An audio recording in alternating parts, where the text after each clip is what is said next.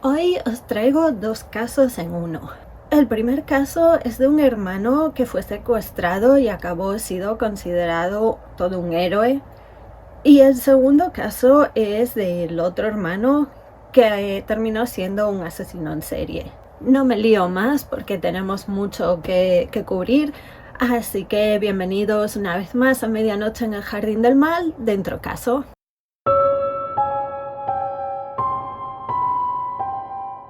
Bueno, aunque os dije que son dos casos en uno, en realidad son dos casos en sí mismo, cada uno es un caso de por sí, pero bueno, como son de la misma familia, son dos hermanos, decidí juntarlos en el mismo vídeo. Hoy nos vamos a la ciudad de Merced, que está en California, y es un lunes 4 de diciembre de 1972. Ese día, Steven Steiner, de 7 años, iba de camino a casa tras haber tenido clases en el colegio, y cuando llegó a la altura de una gasolinera, un hombre se le acercó. El hombre, que se llamaba Ervin Murphy, le dijo que era un pastor de una iglesia y que estaba buscando donaciones. Ervin le preguntó a Steven que si pensaba que su madre tendría cosas para donar, que si estaría interesada en donar, y Steven dijo que sí, que sus padres, bueno, eran muy religiosos, entonces siempre estaban haciendo cosas así que pues seguramente sí que quería implicarse en ello. Este hombre se ofreció a llevar a Steven a su casa en coche, le dijo, mira, si llegas antes y además si tu madre tiene cosas que darnos, pues ya las metemos en el coche y nos la llevamos. Y Steven, pues a principios de los 70, 7 años, dijo que sí, que vale, sin problema, así que se metió en el coche. En ese coche iba conduciendo otro hombre que se llamaba Kenneth Parnell, y decir que Parnell no era trigo limpio, desde ya. Bueno, decir que no era trigo limpio es decir muy poco, la verdad. Parnell se pasó su vida entrando y saliendo de prisión, una de las veces por abuso a un menor. Parnell había convencido a Irvin para secuestrar a un niño diciéndole que lo que quería era convertirse él, Parnell, en ministro de estos de una iglesia, y que quería que el niño creciese en un ambiente religioso y que estuviese bien educado y bueno, pues como sacarlo de las calles y asegurarse que iba a tener la mejor educación posible. Y os puede parecer una historia muy poco creíble, pero parece ser que Ervin tenía algún problema mental. La gente lo describía como bastante simple, muy confiado e ingenuo, y así que Ervin se creyó esta historia que le contó Parnell y decidió pues ayudarlo en secuestrar a un niño. Steven, una vez en el coche, les dio indicaciones de cómo llegar a su casa, pero en vez de detenerse a la altura de la casa de Steven, pues siguieron conduciendo. En algún momento pararon en un área de servicio y Parnell se bajó para hacer una llamada. Cuando volvió al coche, Parnell le dijo a Steven que había llamado a sus padres y que a sus padres les parecía muy bien que Steven pasara esa noche en casa de Parnell, que no había ningún problema. Así que condujeron hasta una cabaña que Parnell tenía alquilada, en la que, y sin saberlo, esto nadie lo sabía, el abuelo de Steven vivía tan solo a unos metros de esa cabaña. Mientras en Merced, los padres de Steven y sus 4 hermanos lo estaban buscando por todos lados. Al principio pensaron que se había ido a casa de un amigo y que se distrajo, pero cuando se empezó a hacer de noche y pasaban las horas, Steven no llegaba, pues los padres decidieron llamar a la policía. Como en muchos otros casos, la policía no le dio importancia al principio, dijo, fijo que se entretuvo con algún amigo o que se quedó jugando o que puede estar desorientado, pero bueno, que fijo que está bien y lo encontraremos. Pero a la mañana siguiente Steven seguía sin volver y nadie sabía nada de él. Esa misma mañana, pero en la cabaña, Parnell comenzaría a sobrepasarse con Steven. Y esto duraría durante años. Steven obviamente lloraba y le decía a Parnell que quería volverse a su casa, que quería ver a sus padres, pero Parnell le dijo que sus padres no lo querían. Le dijo que sus padres no tenían dinero suficiente para mantenerlo y que le habían dado su custodia legal. También le dijo que lo empezase a llamar papá y que su nombre ahora ya no era Steven, que ahora era Dennis Parnell. En un par de semanas nada más, Steven, bajo el nombre de Dennis, comenzaría a ir a clase a un colegio. Sus padres y la policía seguían buscando a Steven por todos lados, pero sin éxito. Ofrecieron dinero a cambio de información, siguieron pistas, pero nada, no lo encontraban por ningún sitio. Los padres dijeron que no se iban a mudar de la casa donde vivían, porque era la casa que conocía Steven, por si acaso algún día regresaba, que supiese dónde encontrarlos, además que tenían el mismo número de teléfono por si acaso llamaba. Pero claro, pues los padres tenían cuatro hijos más. Y según contarían estos hijos, años más tarde se sintieron abandonados por sus padres. Además, el caso de Steven fue muy mediático, así que los otros hijos oían día sí, día también sobre el caso de Steven, sobre eso, pues que estaba desaparecido y todo, pero claro, pues no me puedo imaginar, ni me quiero imaginar lo difícil que tiene que ser para unos padres que te secuestren a un hijo. Tiene que ser absolutamente horrible. ¿Y qué haces cuando tienes 4 hijos más? Pues hombre, tienes que seguir cuidándolos, ¿no? Y tienes que seguir preocupándote por ellos. Entonces, el hecho de que eso no fuese así, pues es duro, pero vaya, que es una situación durísima para todos. Pero claro, los otros niños, que también eran jovencillos, pues no lo entendían muy bien. La desaparición afectó mucho al hijo mayor de la familia, que se llama Carrie. Carrie se sentía el protector de Steven porque eran los 2 únicos niños, los otros 3 eran hermanas. Carrie era el que se sentía que se preocupaba siempre porque Steven estuviera bien y que lo cuidaba. Carrie empezó a llevar gorras y gorros, sombreros, cualquier cosa tapándole la cabeza todos los días. Esto era debido a una condición que tenía que le hacía arrancarse el pelo. Esta afección se llama tricotilomanía y la gente que la padece siente un impulso de arrancarse el pelo de la cabeza, de las cejas, de las pestañas y no pueden controlar. Vamos a viajar un poco en el tiempo y ahora nos situamos en el jueves 14 de febrero de 1980. Como recordaréis, Steven desapareció en el 72, o sea que esto era unos 8 años después, aunque desapareció en diciembre, esto era en febrero, pues menos de 8 años, pero bueno, 7 años y poco. Ese día Timothy White, que tenía 5 años, acababa de terminar la guardería y se iba camino a casa de su canguro a pasar la tarde hasta que lo recogiesen sus padres. Su canguro vivía a un par de bloques de donde estaba la guardería, así que Timothy pues iba todos los días caminando hasta allí.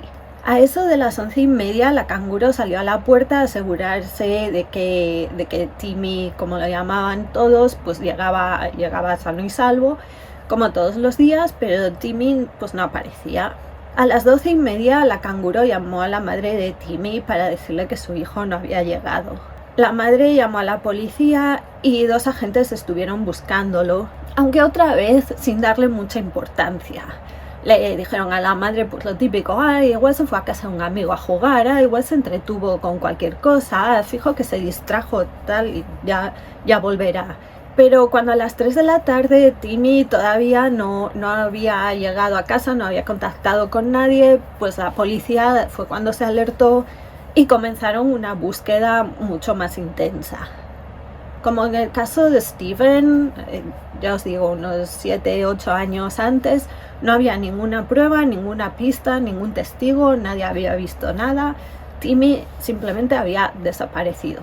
El 1 de marzo, un policía que estaba en comisaría vio a un niño pequeño mirando por el cristal. Al policía le pareció muy raro que hubiese un niño tan pequeño por allí solo, ya estaba oscuro y bueno, el niño no entró en la comisaría, así que el policía decidió seguirlo a ver a dónde iba y vio que se acercaba a un adolescente. El policía pensó que igual si se acercaba a ellos, igual se asustaban, salían corriendo y no tendría la oportunidad de hablar con ellos, así que llamó a un compañero por la radio. El compañero iba en coche, así que paró su coche al lado de los dos chicos y les preguntó, pues, ¿cómo os llamáis? ¿Qué hacéis por aquí? El niño pequeño le dijo que se llamaba Timmy White.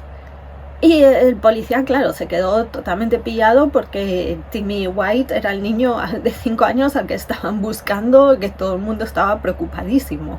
El policía miró al adolescente y le dijo, bueno, ¿y tú cómo te llamas? Y el chico le respondió, sé que mi primer nombre es Steven y mi apellido puede que sea Steiner. La policía llamó inmediatamente a la madre de Timmy y al principio se quedó un poco confusa porque no reconocía a Timmy. Porque Timmy era rubísimo, pero aquel niño era moreno, tenía pelo marrón. Entonces, claro, estaba muy sucio, no parecía su hijo. Lo que pasaba es que Timmy tenía el pelo teñido, pero claro, enseguida su madre lo reconoció. Al principio la policía sospechó un poco del adolescente, porque ¿qué hacía un adolescente con un niño de 5 años por allí, por el pueblo? Eso, que con un niño de 5 años que llevaba desaparecido un par de semanas. Era todo un poco raro. Así que empezaron a hablar con Steven y Steven les contó que Timmy había sido secuestrado por el mismo hombre que lo secuestró a él. Como os podéis imaginar, la policía estaba flipando en estos momentos, pero bueno. La policía de este sitio llamó a la policía de Merced, donde vivía Steven, y le preguntaron, oye, ¿tenéis algún desaparecido con este nombre? Y la policía le dijo, pues sí. Y entonces, claro, pues las cosas, imaginaos, después de 7 años y algo, pues locura. La policía se puso en contacto con los padres de Steven para decirles que su hijo había aparecido y que había aparecido con vida. Pero los padres todavía no podían verlo. Primero Steven tenía que declarar ante la policía. Steven les contó que no sabía cuándo era su cumpleaños real, pero que él celebraba el 18 de abril de 1965 como su cumpleaños. Steven contó que los primeros días, cuando Parnell se iba a trabajar, le daba pastillas para dormir. También dijo que Irving se pasaba por allí de vez en cuando a llevarle juguetes, a jugar con él, a llevarle comida, a pasar tiempo con él, y que siempre se portó muy bien. Dijo de hecho que Irving le caía muy bien. Parnell, como hizo con Timmy años más tarde, le tiñó el pelo y hasta le compró un cachorro para que Steven tuviera compañía y no se sintiese solo. De la cabaña se mudaron a un par de ciudades. En la cabaña estuvieron muy poco tiempo y bueno, de allí se mudaron unas cuantas veces hasta que Parnell decidió quedarse en un sitio. Y como os digo, Steven fue a varios colegios. Steven se empezó a acostumbrar a su nueva vida y se convirtió en un niño popular en el colegio. Cuando tenía 8 años, Steven esperó hasta que Parnell estuviese dormido y salió de casa. Caminó durante un rato con la intención de ir en busca de su familia, pero no sabía dónde estaba, era de noche, estaba en un sitio extraño, se asustó y decidió volver a casa de Parnell. Steven, como os digo, cambió varias veces de colegio, siempre se adaptó súper bien y todos creían que Parnell era su padre, que su nombre verdadero era Dennis. Nunca nadie sospechó, nunca nadie pensó que había nada raro y nunca nadie vio un cartel de los de Se Busca buscando a Steven y se dieron cuenta de que ese niño era Dennis. Nunca hubo ni una sospecha. Según iban pasando los meses, Parnell estaba más y más convencido de que Steven no se iba a escapar. Así que lo empezó a llevar a cenar a restaurantes, de compras y demás, a hacer vida normal. Y según iban pasando los años, Steven tenía la libertad de ir por el pueblo a cualquier hora, él solo, tenía amigos, tenía novietas, pues estas cosas, como si nada. Aunque había, claro, obviamente había cosas raras, pero que a nadie le parecían raras. Pero con tan solo 10 años, Steven ya bebía y fumaba cosas, no cigarrillos. Un día, cuando estaba con unos amigos, les dijo que se quería ir a casa. Y los amigos le dijeron, va, pues si la tienes ahí al lado, venga, vete. Y Steven les dijo que no, que a esa casa no, que se quería ir a su casa de verdad con su familia.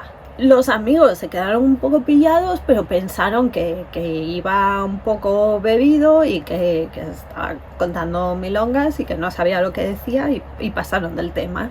Pero claro, en estos casos el tipo de gente, de gentuza que es Parnell, tienen un problema. Y es que según iban pasando los años, Steven dejaba de ser un niño y se convertía en un adolescente. Entonces a Parnell ya no le interesaba tanto. Intentó convencer a Steven de que le ayudase a secuestrar a un niño, pero Steven conseguía chafar todos los intentos, todas las oportunidades que había. Entonces nunca lo ayudó a conseguirle a otro niño. Hasta que un día Parnell fue a buscarlo al colegio y cuando Steven se subió al coche se encontró que había un niño allí dentro, Timmy, y bueno, se lo llevó a casa. Steven empezó a escuchar cómo Parnell le contaba a Timmy que su familia ya no lo quería, que no podían hacerse cargo de él, que le habían dado su custodia. Todas las mismas historias que le había contado a él años antes. Así que Steven se empezó a dar cuenta de que eran todo mentiras. Steven no quería que Timmy tuviera que pasar por lo mismo que él, así que salía antes de clase para ir a casa muy rápido y evitar que Timmy y Parnell estuvieran solos. Y esa determinación por salvar a Timmy fue lo que lo llevó a escapar de casa. Sobre las 7 de la tarde los dos salieron de casa. Parnell estaba en su trabajo, así que los dos salieron de casa y consiguieron hacer autostop y que un conductor parase y los llevase al pueblo donde vivía Timmy. El conductor los dejó a las afueras de este pueblo ciudad y su idea era ir caminando a casa de la canguro. Cuando llegaron allí, por desgracia, no había nadie en casa y entonces tenían que pensar qué hacer. Intentaron ir a casa de Timmy, pero Timmy no recordaba cómo llegar a su casa, así que pues descartaron esa posibilidad. Steven pensó que en esos momentos la mejor opción o la única opción ya era ir a la policía. La policía inmediatamente arrestó a Parnell, le hicieron una rueda de reconocimiento donde los dos chicos identificaron a Parnell sin problema como su secuestrador. Steven los llevó hasta la casa donde estaban viviendo para que la policía la pudiera registrar y Steven ahí aprovechó para llevarse a su perrita con él, aquel cachorro que le había regalado Parnell años antes. Como os podéis imaginar, la historia se convirtió en un circo mediático. Y decir circo mediático es decir poco.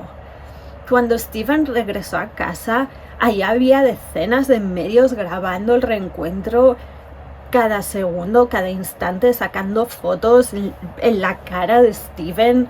Los días siguientes los pasaron entre entrevistas, visitas a programas de televisión, periodistas siguiéndolos a todos lados.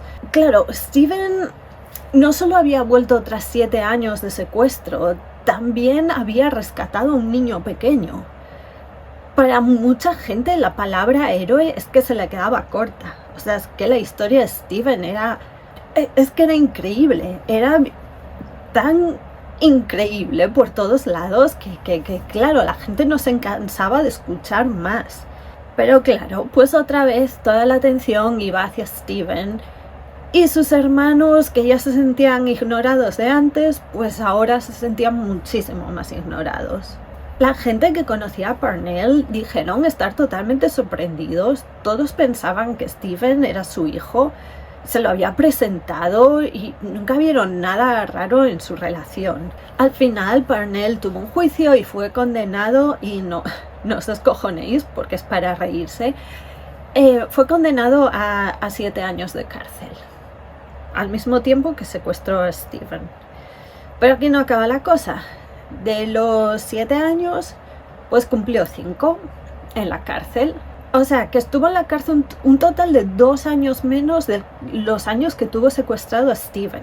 Ah, y no fue condenado a abusos porque habían pasado en otro condado y porque habían pasado más de 3 años, o sea, se pensaban los del condado donde lo habían arrestado, pues era cuando ya Steven era más mayor. Entonces pensaron que pudo que en los últimos 3 años no haber abusos, entonces que los abusos eran antes de eso, entonces esos abusos habían prescrito y habían sucedido en otro condado, porque como ya os dije, se mudaban mucho de casa. Y el otro condado decidió pues no llevarlo a juicio por eso, así que nada, pues no lo juzgaron por los abusos. Desde ese caso las leyes cambiaron y ahora ya no es así.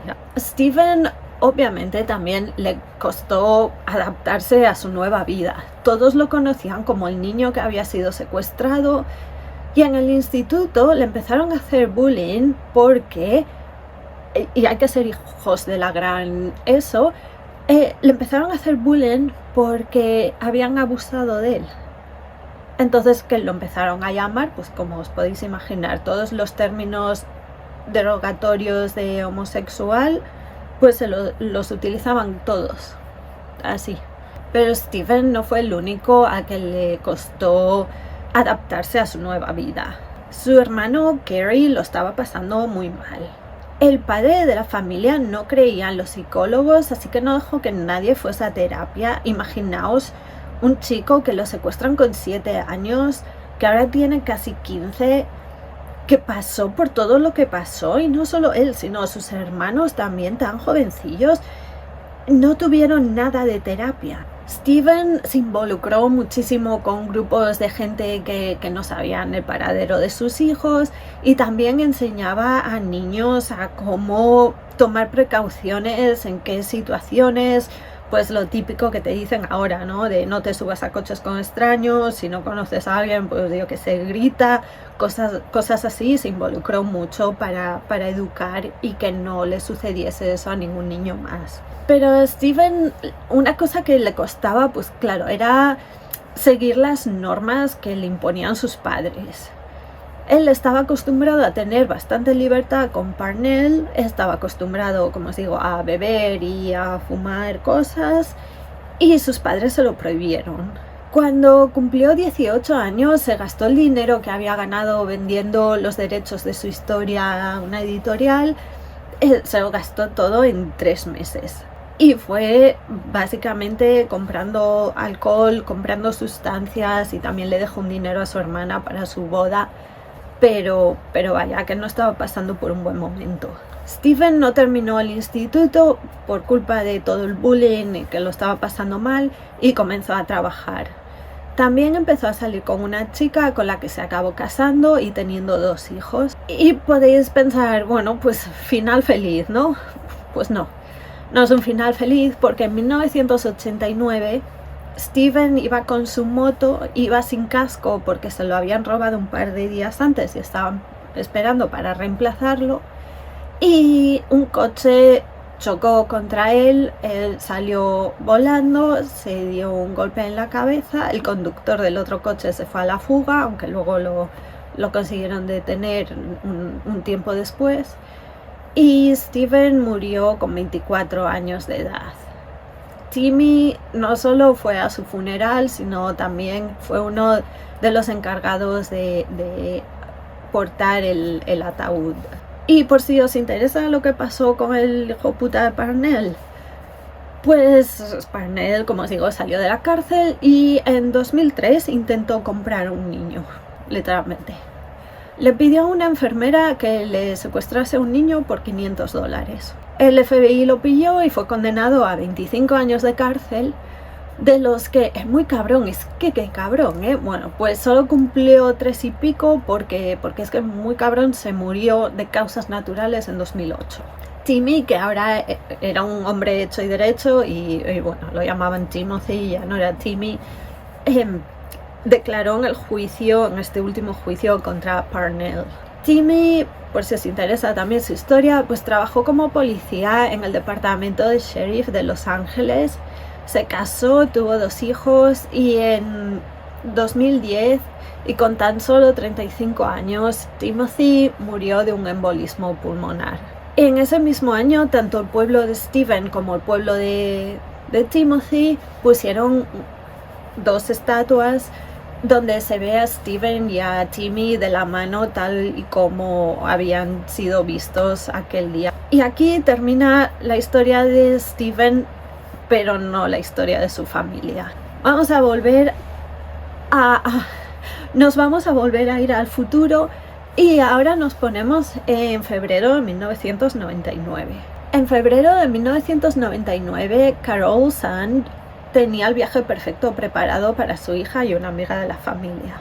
Años atrás, en 1973, Carol se había ido a estudiar un tiempo a Argentina y allí se había hecho muy amiga de una chica que se llamaba Raquel Peloso. Cuando se volvió a Estados Unidos, las dos siguieron en contacto y años más tarde, cuando sus hijas tenían 1 año, Carol y su hija fueron a Argentina a que las niñas se conociesen. Su hija, la hija de Carol, Juliana, a la que llamaban Julie, de 15 años, y la hija de Raquel Peloso, Silvina, de 16, eran amigas casi desde ese día que se conocieron.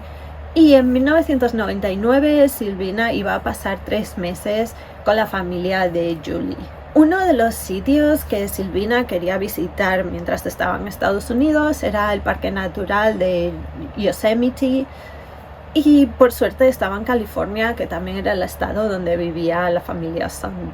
Carol y su marido Jans llevaban casados 21 años y vivían en Eureka, en California, con sus 4 hijos. Julie era la mayor y después de su nacimiento, Carol y Jans decidieron adoptar. El matrimonio estaba muy metido en ayudar con las adopciones, a intentar que más gente se animase a adoptar niños y también en proteger a niños que habían pasado una infancia muy mala. La familia de Carol tenía mucho dinero, tenía una inmobiliaria bastante importante, era una familia bastante adinerada, pero Carol quería hacer las cosas a su manera. Abrió su propia inmobiliaria y Jans trabajaba como camionero. El 12 de febrero, Carol, Julie y Silvina cogieron un avión a San Francisco, donde alquilaron un coche para ir a Yosemite. Su plan era devolver el coche en Modesto y volar de vuelta a San Francisco, donde la estarían esperando Jans y los niños, y de San Francisco irse a Arizona a visitar a la hermana de Jans y pasar un tiempo allí. Aprovechar también para ver el Gran Cañón del Colorado mientras estaban allí con la familia de Jans. Bueno, pues Carol y las 2 chicas de San Francisco se fueron a Stockton, una ciudad en California. Fueron hasta allí porque Julie era animadora y estaba interesada en saber más sobre el programa de animadoras que tenía la universidad, y además porque estaba interesada en tal vez ir a esa universidad cuando le llegase el momento. Así que una vez allí, Carol quedó para hacer un tour de la universidad cuando volviesen de su visita al Parque Nacional el 16 de febrero. El 16 era también el día que iban a ir de regreso a San Francisco y, como os digo, allí cogerían otro vuelo hacia Phoenix. Así que bueno, tenían un horario un poco justo, pero bueno, pensaron que podían hacerlo todo. Y otra vez nos ponemos en un 14 de febrero, ya dentro de Yosemite.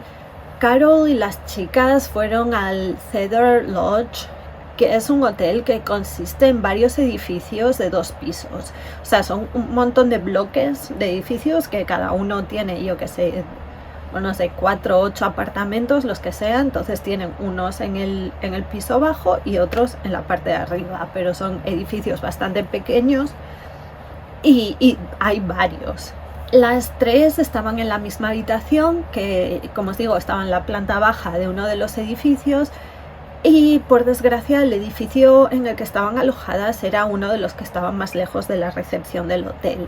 Y también era una de las zonas menos concurridas porque no había nada allí, pues no estaba el restaurante, no estaba, pues no sé, el parque para niños, no había nada. De hecho, esa noche eran las únicas que estaban alojadas en ese edificio en particular. Al día siguiente las tres se adentraron en el parque haciéndose fotos junto a los árboles, fueron a patinar sobre hielo y bueno, parecían que se lo estaban pasando muy bien. Por la noche Carol llamó a Jans para contarle cómo le había ido el día y para arreglar los detalles del día siguiente, verse en el aeropuerto y demás. Después de esa llamada, las tres se fueron al restaurante del hotel a cenar. Carol pagó la cuenta y se volvieron a su habitación. Y esa fue la última vez que nadie las vio. Jans y los otros tres niños estaban en el aeropuerto en San Francisco esperando a Carol y a las chicas, pero no llegaban. Y Jans fue al personal del aeropuerto y le pidió que por los altavoces, por favor, dijesen el nombre de Carol y que los estaban esperando, pero pues aún así nada. Sin poder esperar ya más tiempo, Jans y los niños se subieron en el avión hacia Phoenix y a la mañana siguiente, al parecer lo que luego contó Jans fue que pensó que en esos momentos cuando estaba en el aeropuerto allí y tal, lo que pensó fue, madre mía, me equivoqué de día o me equivoqué de hora o fijo que pasó algo así, ¿no? Que hay algún problema en la comunicación y por eso no están ahí. Pero a la mañana siguiente Jans llamó a su casa en Eureka para ver si podía hablar con Carol, pero Carol tampoco estaba allí. También llamó a sus suegros para preguntarles si habían hablado con Carol o con Julie, que si sabían algo, pero estos les dijeron que no, así que Jans se empezó a preocupar. En el Cedar Lodge, una persona de la limpieza fue a la habitación donde se habían quedado Carol, Julie y Silvina. Y bueno, se encontró la habitación ordenada, sin ningún tipo de objeto personal, no había ropa, no había nada. Parecía que las huéspedes habían dejado la llave en la habitación y se habían ido. Lo de dejar la llave en la habitación al parecer era lo que se hacía en aquel entonces. El coche que habían alquilado tampoco estaba por allí, entonces bueno, pues no, por parte del hotel no hubo ninguna preocupación. Poco después, Jans también descubrió que no habían ido a la universidad al tour que habían programado. Así que Jans contactó con la policía para denunciar la desaparición de las tres.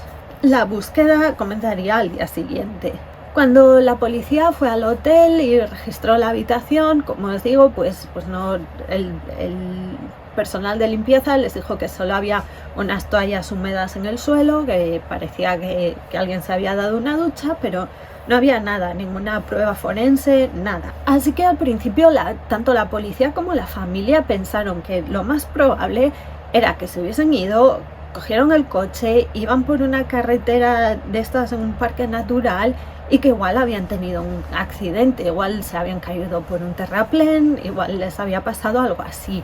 Así que era imperativo encontrarlas porque, bueno, era febrero, hacía mucho frío y bueno, podían estar heridas. Entonces se desplegó una búsqueda enorme. Los equipos de búsqueda y rescate estuvieron buscando incesantemente, incluso con un avión, pero no encontraron nada. Y teniendo en cuenta que el coche que habían alquilado era rojo, pues pensaron que bueno, que por lo menos el coche sería bastante visible, pero aún así no encontraban nada. La búsqueda era muy complicada porque es un parque natural enorme y claro, hay muchísimos árboles, hay muchísimas montañas, hay muchísimos recovecos, hay muchísimas carreteras estrechas, curvas, sitios de baja visibilidad. Como os podéis imaginar, es bastante complicado. Según iban pasando los días y la policía no encontraba nada, empezaron a pensar que tal vez podía ser algo más. Pensaron que tal vez no era un accidente y que se podía tratar de un crimen. Un mes más tarde, el 19 de marzo, apareció un coche quemado.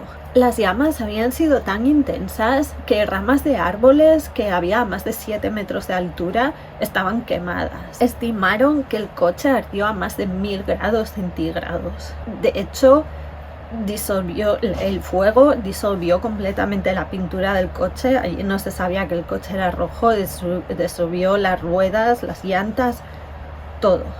Así que cualquier prueba forense que pudiese haber dentro del coche pues estaba destrozada. La familia no entendía por qué el coche estaba allí cuando no era una de las rutas por las que iban a ir. Y bueno, los de la científica comenzaron a registrar el coche y cuando abrieron el maletero se encontraron 2 esqueletos. Más tarde estos 2 esqueletos serían identificados como Carol Sand y Silvina Peloso. Pero, ¿y dónde estaba Julie? No había rastro de Julie por ningún lado. Los investigadores tenían la esperanza de que Julie todavía estuviese con vida y, claro, era una emergencia total encontrarla lo antes posible. Al lado del coche y sin haberse quemado había una cámara de fotos, así que la policía se puso a mirar la cámara de fotos y vieron fotos del día 15 y eran pues de las 3 en el parque, patinando sobre hielo, sentadas en un muro, y las últimas fotos estaban hechas en el hotel y después de eso pues no había nada. Así que la policía empezó a pensar que algo pasó en ese hotel y que el hotel era clave para resolver todo el misterio este. Unos días más tarde la oficina del FBI recibió una nota con un dibujo de un mapa indicando dónde podían encontrar a Julie. En el papel también habían escrito la frase: "Nos lo pasamos bien con esta". Hay que ser cabrón, pobre familia, de verdad.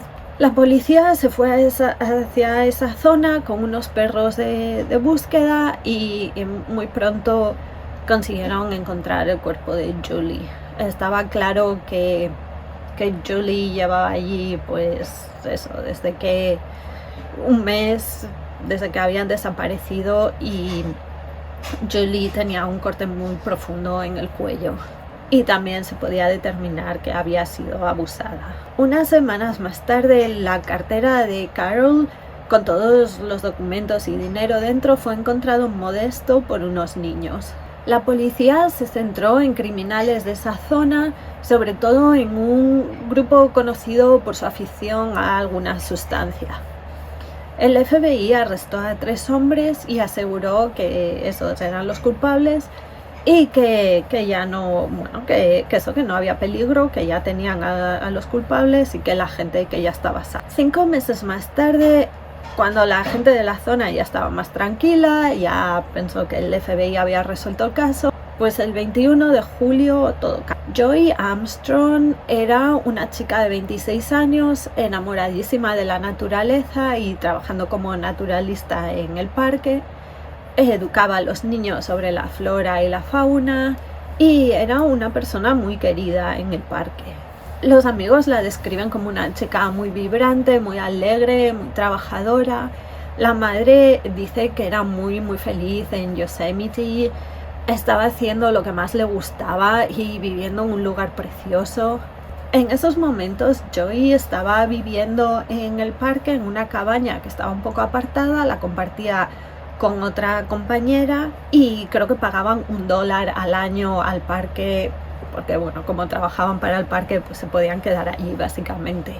Ese día, el 21 de julio, Joy se iba a ir de viaje a San Francisco a visitar a unos amigos y tenía las cosas en el coche lista para irse en cualquier momento.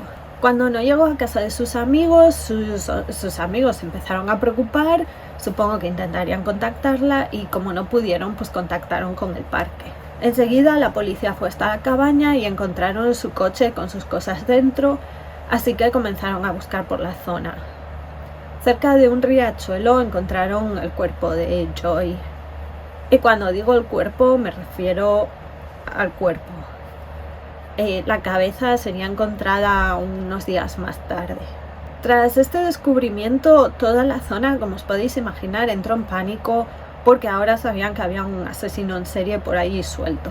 Por suerte, esta vez un testigo vio un coche cerca de la casa de Joy el día de los hechos y le dio la descripción a la policía.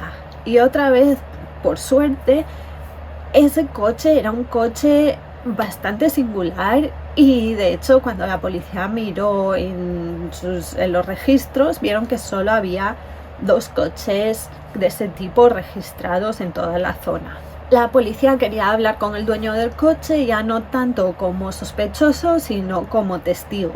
Y bueno, cuando se pusieron a mirar quién era el dueño del coche, descubrieron que el dueño del coche era un empleado de mantenimiento del Cedar Lodge, donde se habían quedado Carol y las chicas. Bueno, ¿os acordáis de Kerry, el hermano mayor de Steven? Pues Kerry estaba trabajando en ese hotel como personal de mantenimiento. En febrero no estaba trabajando porque era temporada baja, pero el hotel les dejaba a los trabajadores habituales quedarse allí pagando muy poco hasta que fuesen contratados de nuevo en temporada alta. Kerry ahora tenía 37 años y llevaba un par de años trabajando en el hotel. El FBI localizó a Kerry y fueron en su busca. Y bueno, el FBI puso una nota de estas de se busca, ¿no? Con la cara de Kerry y demás, y alguien pues lo vio, una señora que estuvo hablando con él, lo identificó, llamó a la policía, les dijo, oye, ese chico está aquí. Entonces la policía se fue a buscarlo, el FBI. Y aquí os podéis imaginar la escena, o por lo menos como me la imagino yo, pero yo me imagino a los típicos agentes del FBI, todos trajeados, todos serios, todos ahí, ¿sabéis? Como nos los ponen en las películas, ¿no?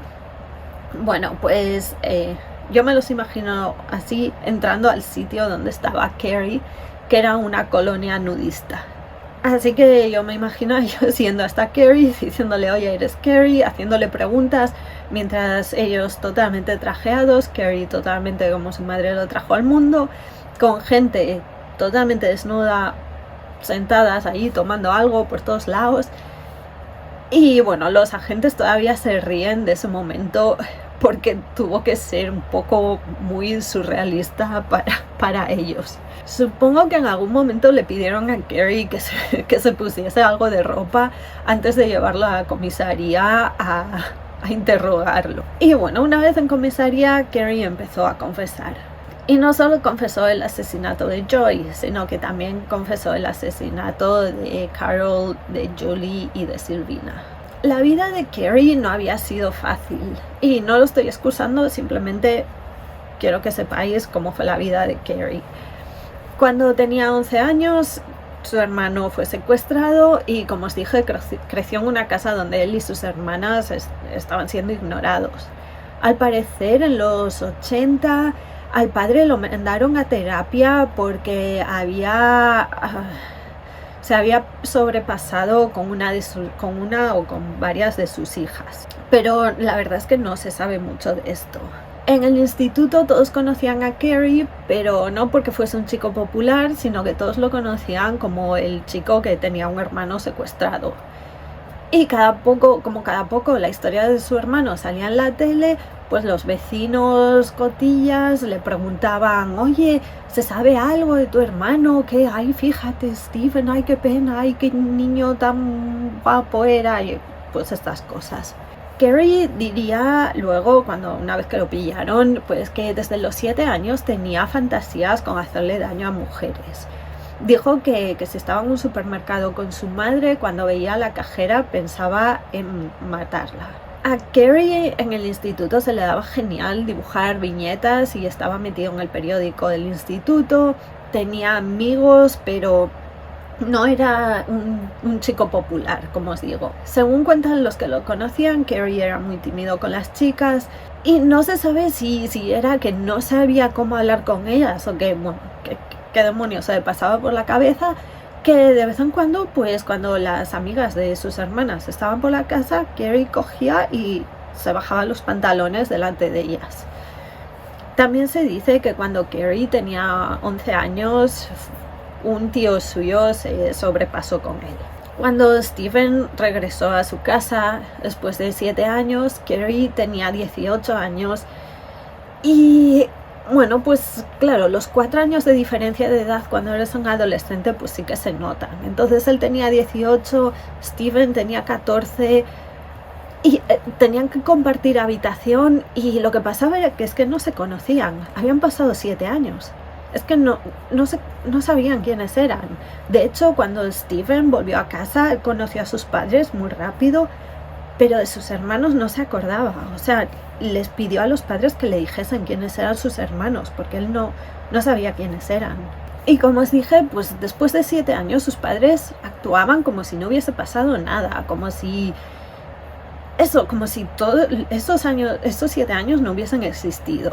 Carrie diría en un futuro que siempre pensó que su padre hubiese preferido que el secuestrado hubiese sido él y no su hermano Steven.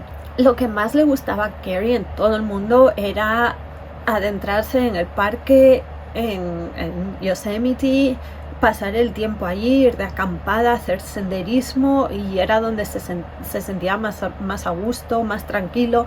Además le encantaba tomar el sol desnudo y supongo que allí hay un montón de sitios muy alejados y ahí se pasaba el día, pues eso, en pelotas tomando el sol. En 1990, Carrie, que tenía 27 años, estaba viviendo con su tío. Creo que era el mismo tío que años antes se había sobrepasado con él, pero no lo sé seguro. Y a finales de ese año, el tío apareció muerto en su habitación con un disparo en el pecho. Ese crimen sigue sin estar resuelto y aún la gente piensa que pudo haber sido Carrie, pero bueno, nunca pudo ser probado. Al parecer Carrie fue interrogado, hablaron con él pues porque vivía con su tío, pero tenía coartada además, así que bueno, nunca fue considerado como un posible culpable de ese crimen. En 1997, Carrie consiguió un trabajo en el Cedar Lodge, donde 2 años más tarde se alojarían Carol, Julie y Sylvina.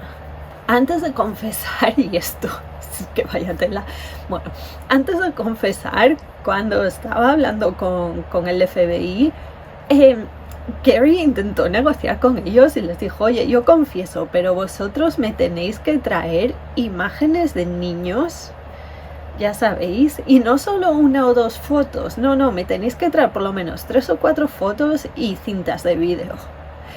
Y claro, pues el FBI como... perdona.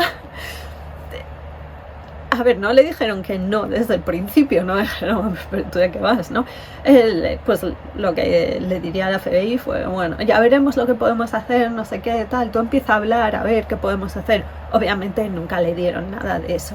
También intentó negociar otra cosa, quería que el dinero de la recompensa por tener pistas sobre Julie, Sylvina y Carol, que eran $250,000, fuesen para sus padres, y también que lo llevasen a una cárcel cerca del pueblo donde había nacido.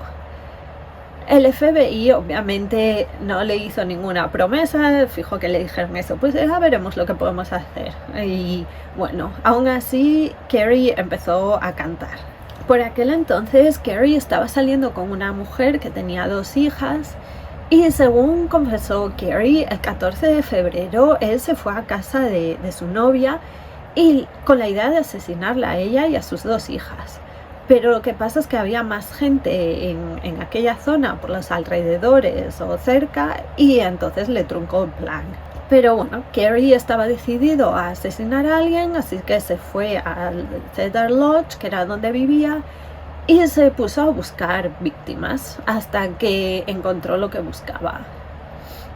Carrie llamó a la puerta de la habitación y Carol la abrió y él le dijo que había una fuga de agua en el piso de arriba, entonces que tenía que mirar que no estuviese afectando a su piso.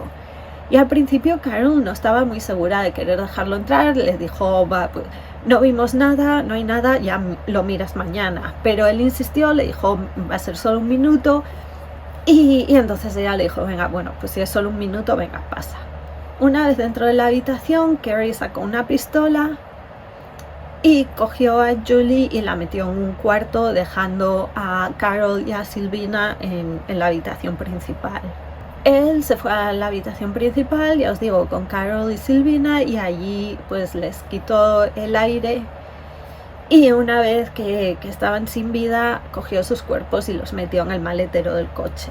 Tras eso se metió en el cuarto con Julie, donde abusó de ella. Por la mañana hizo las maletas, lo recogió todo en la habitación, humedeció unas toallas que dejó tiradas en el baño para dar la impresión de que se habían duchado y salido con prisa, y cogió a Julie, la metió en el asiento de pasajero del coche que había alquilado Carol y se fue. La primera parada fue donde se encontraría más tarde el cuerpo de Julie, y según dijo Carrie, sacó una manta del coche y la puso en el suelo, y Julie y él se sentaron en la manta. Él le dijo que la quería, que ojalá las cosas fuesen distintas, y seguidamente acabó con su vida. Carrie siguió sentado en esa manta junto al cuerpo de Julie, contemplando el amanecer y la belleza del lugar. Sobre Joy, dijo que pasaba por la zona donde estaba la cabaña, escuchó música y vio a una chica entrando y saliendo de la casa llevando cosas al coche. En ese momento le entraron unas ganas terribles de volver a cometer un crimen, así que sacó de su coche una bolsa con una pistola, cinta aislante, estas cosas que parece que llevan todos los asesinos, y se acercó a Joy. Al principio, bueno, pues empezó a hablar con Joy, y mientras hablaba con ella, Carrie estaba mirando para asegurarse de que ella estuviese sola y que no había más gente alrededor. Cuando decidió que Joy estaba sola, sacó una pistola y la obligó a entrar dentro de la casa. Una vez en la casa, la ató de pies y manos. Joy, al parecer, peleó mucho, y esto cabreó muchísimo a Carrie, y bueno, al final consiguió atarla, la metió en el coche, condujo hasta el riachuelo donde se encontraría luego el cuerpo de Joy, y fue allí donde acabó con ella. Carrie fue juzgado 2 veces, una por el asesinato de Joy y otra por los otros 3. Esto fue debido a que el crimen de Joy sucedió en un parque natural y es competencia federal, y así que tiene que ser juzgado en una corte federal. En este caso, Carrie se declaró culpable del asesinato de Joy, en parte para no tener que enfrentarse a la posibilidad de la pena de muerte. Y bueno, fue condenado a cadena perpetua, sin posibilidad de salir nunca. El otro juicio se realizó en una corte estatal, y Carrie se declaró no culpable por razón de salud mental, no sé cómo se llama, de enfermedad mental. Sus abogados dijeron que Carrie, que en su familia había un historial de abusos y de enfermedad mental, y también que tenía problemas de comportamiento obsesivo compulsivo, y también dijeron que que estaba claro que no estaba bien de la cabeza porque le había pedido a la policía, al FBI, ver imágenes de niños, y que son una persona que está en sus capacidades, que no lo haría. Pero el jurado no se lo creyó y bueno, lo declararon culpable. Además, uno de los asesinatos, el de Julie, se produjo mientras sucedía otro crimen, que era su secuestro. Entonces eso es una circunstancia especial y se puede condenar al acusado a pena de muerte. Y eso fue lo que sucedió en el caso de Carrie. El juzgado lo encontró culpable, lo condenó a pena de muerte, y Carrie lleva desde el 2002 en el corredor de la muerte en la cárcel de San Quentin.